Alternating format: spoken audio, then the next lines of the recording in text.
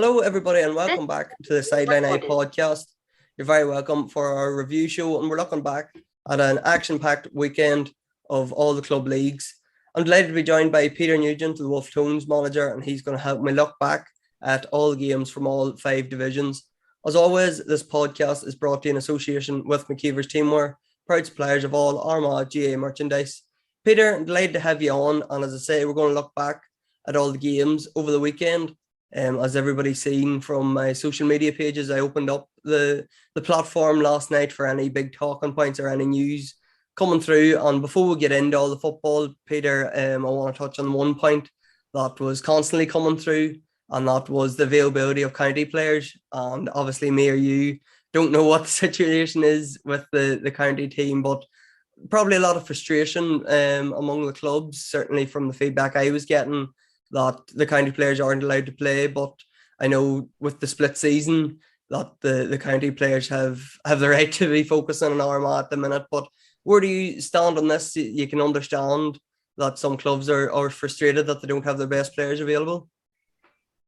I can, Sean. Yeah, I mean, absolutely. I think, from a club perspective, I think there's levels and layers to this. You have obviously your marquee county players that are going to be first picks. For Kieran McGeeney every week, and they're going to be absolutely to the fore in any type of Armagh push through the remainder of the championship. So I think you can definitely say, look, those lads are probably best left to their own devices. But there's maybe not a case to be made for that sort of next level or rung of player in that group that maybe he's not getting much exposure at the moment at championship level. I think maybe Armagh used 20 players maybe against Donegal, but that's probably still leaving another vacuum of maybe 20 bodies outside of that. And I know over the weekend there didn't seem to be a whole lot of probably extended panel member involvement across the body of games, which would frustrate clubs. If you have a player at county level that could contribute heavily on any given Sunday, for you in league football, but you can't put your hands on him because he's maybe got Armagh training that morning, or there's an in-house game to play. But at the end of the day, there's league points at stake, and the league lead into championships, and you can fall out of grades very handily. And I just think with that gap between the Ulster Championship and the beginning of the qualifiers, there may have been a case there for some lads to get a couple of weeks of club football under their belt and just sharpen them up and maybe give them that wee bit of confidence, etc. Because there's no doubt a county player come back in and playing a couple of games of club football is going to make a difference. It's going to have a positive impact, and they're going to probably increase their own chances of showing up as well, when they do go back to Armagh. So I do think, clubs by and large will be disappointed with what sort of transpired there over the weekend.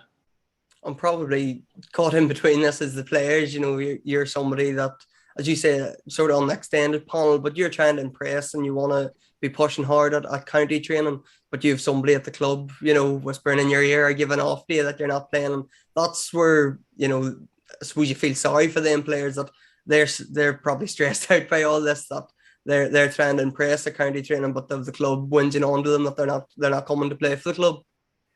100%, Sean. You can be sure that that there's 10 or 15 players there at minimum that are maybe getting it from both ends and been told that there's an opportunity maybe developing for them with Armagh, but at the same time their own club maybe in need of points, maybe haven't got off to the best of starts, maybe they have got off to good starts and they're looking to consolidate and push on and challenge. And there's no doubt that them lads are caught in the middle of that, and that's unfortunate for them. But I suppose they have to do what's right by their own aspirations as well, and if they feel that that's maybe best suited to hanging in tight and pushing hard for Armagh, then I suppose it's on themselves. But I just think from a club perspective, it's probably unfortunate just with that chasm between the end of the Ulster Championship and start of the qualifiers. I'm sure there's a few clubs and club management teams that are just disappointed that they haven't got access to those players. So I think that's the main off-field issue covered. We'll move on to the action that happened over the weekend, and I want to start with Madden and Drummond He. On our preview show, we said the other day Drummond He were the only unbeaten team in Division 1A, the 2 draws under their belt during the first 2 rounds. But Madden travelled to Drummondhee, which is, I suppose, a notoriously tough place to go. They picked up 2 points, and Aaron McKenna goal in the second half was the main difference between the teams. How are you rating Madden, Peter? Do they look real contenders at this stage? That's 3 on the bounce now. They've won, and I suppose haven't seen them in the championship last year. I remember on our preview podcast during the championship, I actually tipped them to beat Crossmaglen, and while they didn't, I suppose they're showing that they have enough quality to maybe, push into that top contender bracket now in the senior championship. Yeah, well, Sean, Madden have been building really, really steadily and solid now for, I'd say, I think they won the intermediate championship in 2013, and they've never looked back since. I think there'll maybe a period of 7, 8 seasons in Division 1B. So they're really solid. They've had a core group of players there now that know nothing other than playing at senior level. And look, Madden are an extremely physical team. They play on the edge. They've got an edge to their game, but they carry good forwards as well. And I think, to be fair to Mickey, he's done a really good job there. Number 1 last year and getting them out of a tough 1B. Although, to be fair, they were the standout team from the get-go last year, and turned Clonard actually were twice last year in 1B, and actually won the division. So they're not up there by fluke. It's been a series of years of building, maybe a couple of near misses in 1B, and then finally getting over the line last year. So they have been this type of project, that Madden are currently, we're actually seeing. The body of work now. It's been on the go for a while, and to be fair, they probably needed to start the season, start it well, consolidate, get the confidence, moved across from how they finished last year into this season, and they'll be delighted because of a very difficult start the first day, when Clonard beat them pretty comprehensively. They've shown good character this last couple of weeks to sort of overcome that and put 3 in the bounce now. So look, they'll be absolutely delighted, and to be sitting top of 1A, no matter at what stage of the year it is, especially when you come from 1B, is a real achievement. So I think they deserve huge credit for that. And you mentioned their forwards, Peter, and I suppose that's the big thing for them, that they have good forwards. Conor Grimley scored 8 points yesterday. Aaron McKenna got the goal. Kieran Rafferty, Dara McMullen has been, on the county minors, county under 20s. Joe Sheridan got a county call up. They have a lot of quality. They're very good up top. Yeah, and I think that they back that up. You talked about Dara McMullen there. I think they won the county under 19 championship last year, and they beat Cross, I think, after a replay. So you're talking about sustainability and being able to back it up and develop panel depth. And I think if you look at what they're doing there, that's exactly what they're doing with a good age profile.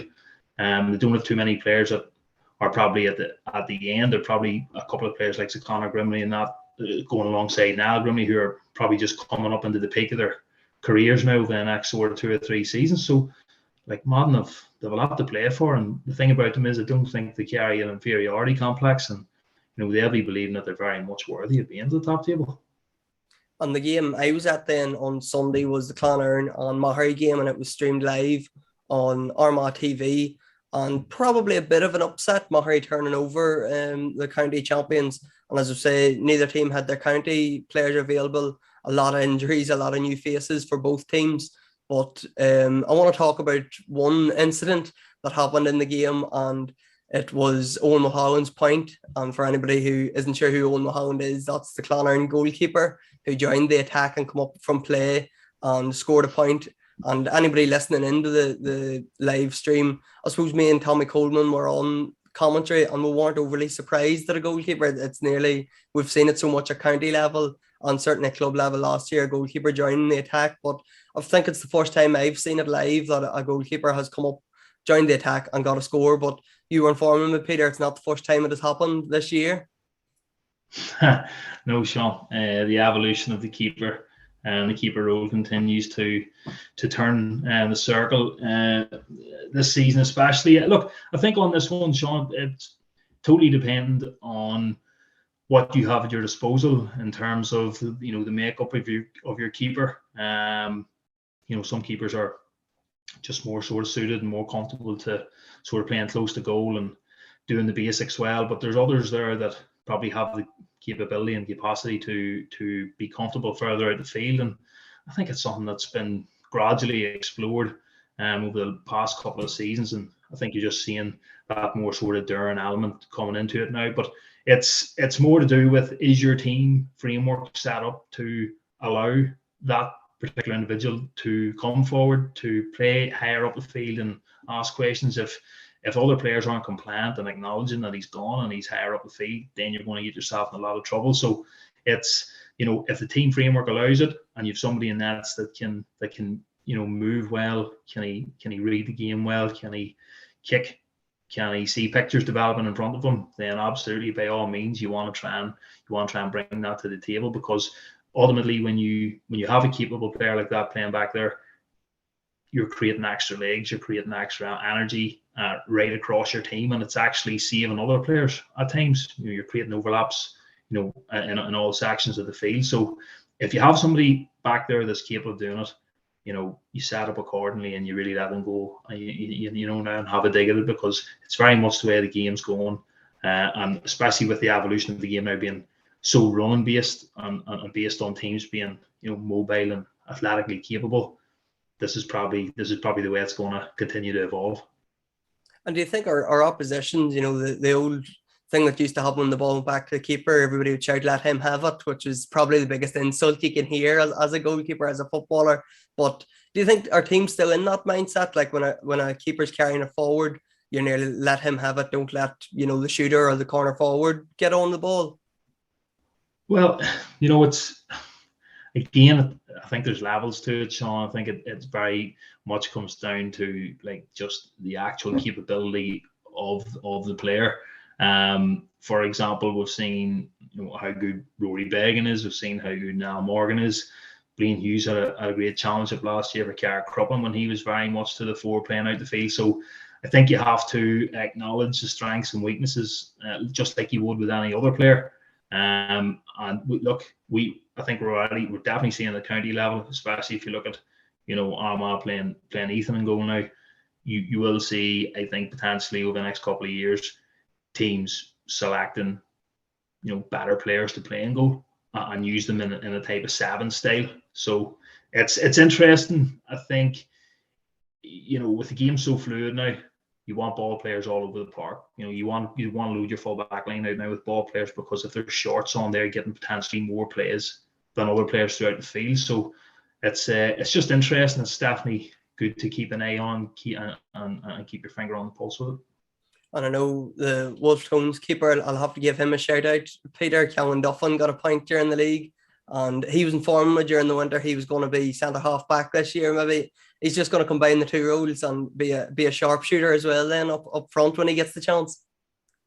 Yeah, Callan would have a reasonably good opinion of himself, Sean, to be fair enough. So no, he's doing very well. He's adapting well to it, and he is an excellent keeper, but he's got the tools to play further out the field as well. So from our perspective, it's a case of just running with it, seeing how it goes week to week, but he's doing very well. Well, we'll be keeping an eye on all these keepers. I'm sure now that we've highlighted that there's a few in the league getting scores, we'll maybe be talking about it more in the weeks to come. Elsewhere in Division 1A, Clevey beat Graham-Moore 2-10 to 11 points on the Harps, and Crossmaglen drew on Saturday evening 1-7 to 10.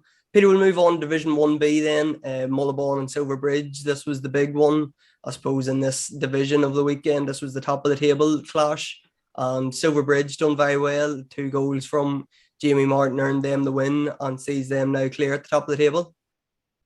Yeah, Silverbridge are an interesting one. I think last year, Sean, in Division 1B, they maybe slightly flattered to deceive a wee bit, because when you look at the nuts and bolts of their team, they've a lot going for them. Great age profile, lots of mobility, they've reasonably good strength and depth. They've a couple of sort of standout marquee players like Jamie Martin, who got us a couple of goals at the weekend. And they probably ambled through the league a wee bit last year, but as you've seen the championship, when they really get up to full power, there were a match for most teams and got to a semi-final. So you're probably seeing the remnants of that now. And the residue of that bit of confidence now has carried through already this season, and they've made a good strong start. And that's a derby game as well, away from home on a Friday night. So it's an important win for them. I would say Silverbridge will be 100% targeting promotion this year, and they'll feel that they've got the capability to compete consistently at Division 1A, given their depth and that. So it's a good win for them. And Mullabon are a good side too. Really fluid, very mobile, carry their fair share of good shooters up front. So to go there and get the win on a Friday night is a very encouraging performance, Sean.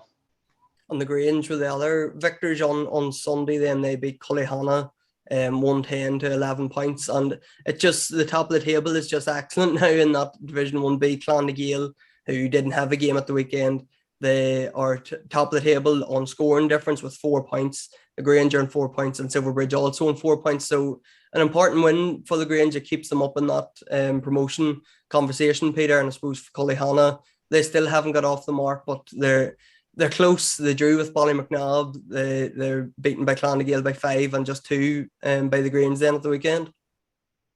Yeah. Look, that's a really good result for the Grange, and the boys have went up there. Fair to say, not at 100% full strength, but pulled out a result. And look, any result you get on the road in that division is a massive 2 points, because teams are banking on their home form. And just going by all accounts, it was probably not the Grange's best performance, but the boys dug in and got the win. Micheál McCann goal after half time, and then I think there was a bit of a volley of scores come off the back of that and put a wee bit of distance between the teams. Cullyhanna fought back, but probably run out of time to a degree. So a good win for the Grange. Definitely, young Jake Toll playing middle of the field in his second year now at senior football. He was actually a college's all-star hurler there, named last week, and went very close to getting a football all-star. But he's a real force of nature playing in the middle of the field, and only to be 18, but huge future in the game, very robust, loves a tackle, can play a ball, and he's getting better all the time. So, he's another player, another real top player that's coming through there as they tend to produce, and certainly one to get excited about. But Cahill, Micheál playing up front will always test any team. And to be fair, to go up there without Ben Toll and Justin and Ethan is a very good result, and I'm sure it's one that the boys will take a lot of heart from.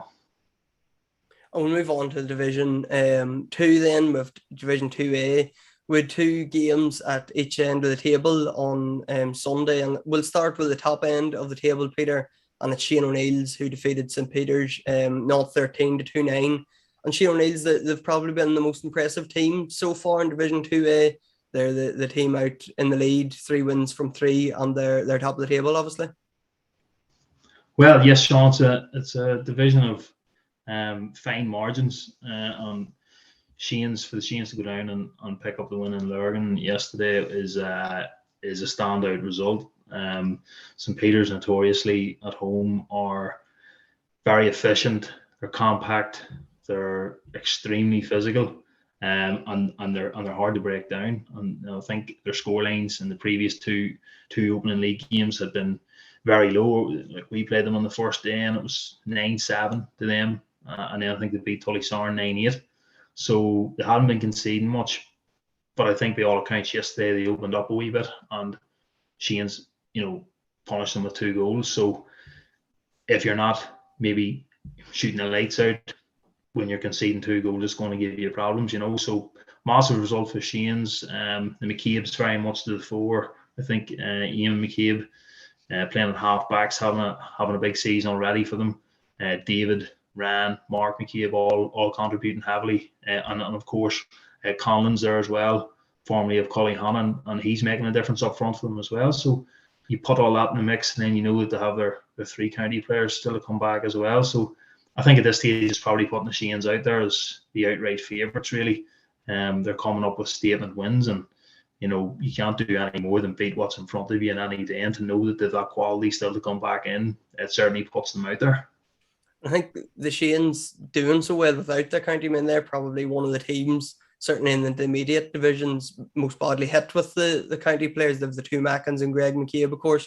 and to be doing so well and to get so far ahead at this stage with 3 wins from 3, it's a scary prospect how good they're going to be then when them boys come back in, whenever that's going to be in a couple of months' time.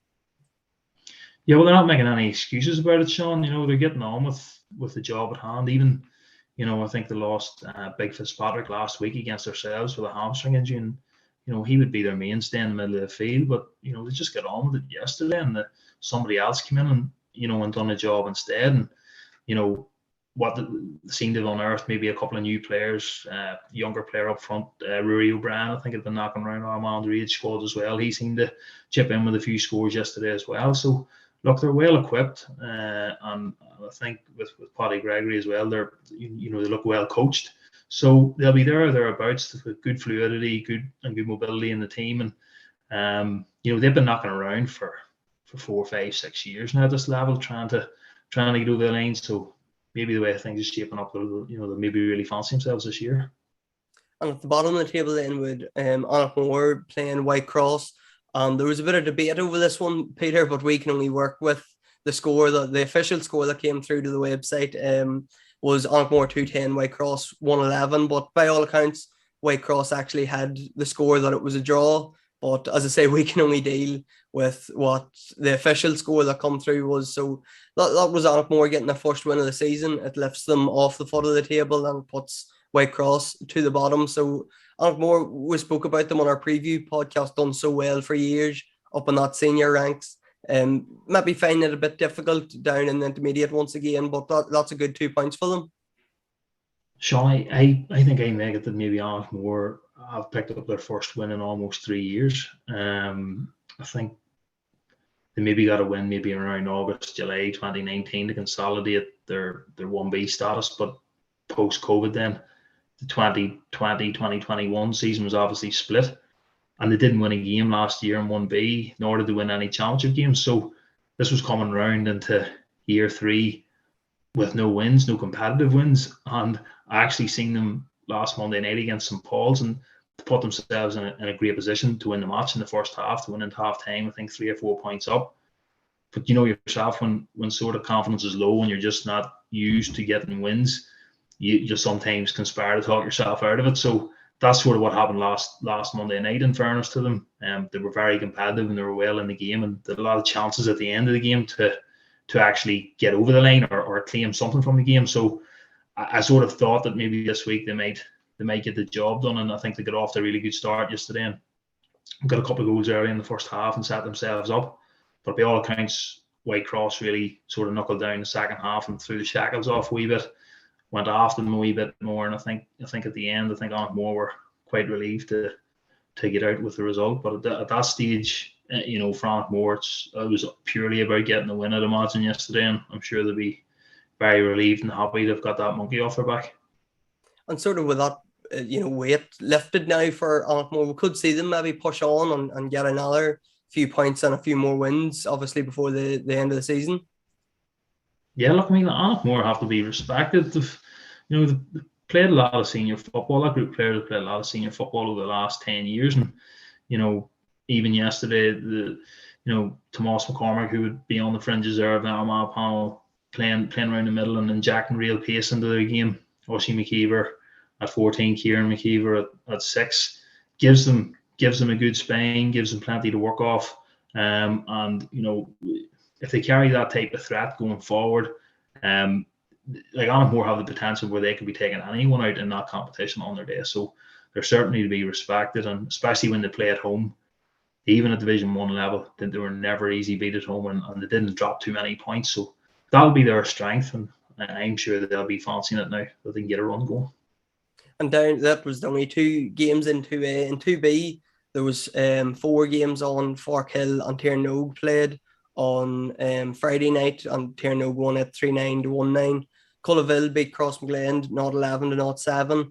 Ballick beat College Land 112 to 11, and Katy defeated Ballyhagan 215 to 5 points. And Peter, just looking at the top end of this table, it's exciting, I suppose, so early that Cullaville are unbeaten, Ballick are unbeaten, and while Tiernogue, they've suffered 1 defeat, they're still up at that top end of the table and they're all on 6 points. Yeah, we might have a real good battle there, Sean, between those three teams for the two spots. I think Portadown's defeat came at Cullaville, if I think I'm maybe in the first game and the second game. So I know Portadown are putting good work in. They've got a lot of young players starting to come through. And the makeup of their team will be changing, although I know Paul Carville is still playing and still very much central to what they're doing up front. But probably to be, given their form over the past number of seasons, is probably the right place for them to be this year to enable them to build and sort of get some momentum going. And you'd have to say, looking at the early results, that they're making the most of that. And I think they'll probably, they'll be quite happy there in that division this year to tip away, build up the wins, build up the momentum. And then if you're coming into the championship time, haven't got a promotion or went really close to it and won the majority of your games, then you're in a good space. I suppose, like back-to-back promotions, and I know they'll not thank me for talking about this, but they come up from winning the junior championship last year, and by all accounts doing really well in this 2B this year. And I suppose they're the big talking point in 2B, that they have jumped up. They're unbeaten so far, and maybe less surprising has been that of Cullaville, that we've seen them last year, the quality that they had in the intermediate championship. And Colin Waters still doing the business for them. They're probably the two hot prospects at the minute. And obviously you throw in the likes of Tierno across McGlynn seconds. That's just a really good division at the minute, where anybody can beat anybody, it seems. Yeah, I mean, the Balik one's interesting. Off the back of winning the championship, I suppose it can go one or two ways. If the belief's there within the players that they've still got extra gears to go, then they can push on. And I think that's probably what we're seeing. They probably looked around the division and said, we think we can hold our own with anyone here. And you're seeing that, especially the likes of Callum O'Neill there would probably be a Division 1 grade player. And he seems to be really leading the charge for them. So, at that level, if you've got one or two players that are really willing to lift the team and take them on their back, then the rest can happen. And momentum's crucial. They're coming off the back of successful year last year. Players buying in, understand what it takes to be successful, the sacrifice needed, and things like that. And fair play to them. I don't think they would have overly huge numbers. It just goes to show what numbers isn't always the be all and end all. And if you've the buy-in and that tight squad and that, and the morale's high, then you can push on. So, fair play to them. They're absolutely flying. And then we'll just touch on the junior division. There was only 3 games over the weekend. We had our Ogue beating Lesummun 3-10 to 7 points. Clevey seconds, and St Michael's Newtown played out a really tight game, but St Michael's won just 113 to 112, and with Clady beating O'Hanlon's 315 to 17. And Peter, I suppose you can see the top of the table. It's really starting to take shape with our Ogue unbeaten, 4 wins from 4. You have Middletown, Derrynoose, and St Michael's Newtown really pushing up for the promotion spots. So obviously our Ogue, the front runners, and it's no surprise that the likes of Middletown and Derrynoose are pushing hard for that promotion spot. Yeah, it's as you would expect, Sean, really. Over the past number of years, I'd say all of those 3 mentioned clubs really will feel that they probably should have won a junior championship at some stage of the world. To be fair, have only came down. I think they've only maybe been down the last 2 seasons. They did a good spell up at intermediate level. So look, we're getting probably a lot right now at underage level, where they're situated. They're not a rural club. It's not that they really want for much in terms of like numbers. Their underage teams are starting to thrive and really get their act together, and they're competing now and competing in higher divisions. And they're probably not so much seen as that sort of poor relation now in around Lurgan. They're really starting to get ahead of steam. So I think there's big things potentially happening there. New management in this year, who are really making a good festival and they're not believing too much on turns. So, you don't want to maybe put too much pressure on them, but things are looking good for them at the minute. And I suppose when you're probably installed as the favourite, it's about keeping your head and, just looking at that next game mentality and staying on top of things. So that's all we have today, folks. We'll be back on Thursday. I think all the club games are on Friday night, bar Ballymcnog and Clonagale, which is on Thursday evening. So we'll be back to preview all those games. And just before we finish up, congratulations to the Armagh ladies. They defeated Monaghan on Saturday to make it through to the Ulster final, and hopefully they can push on and get their 3 in a row. Peter, thanks very much for joining us, and best luck with the Wolf Tones for the rest of the year. Thanks, Sean.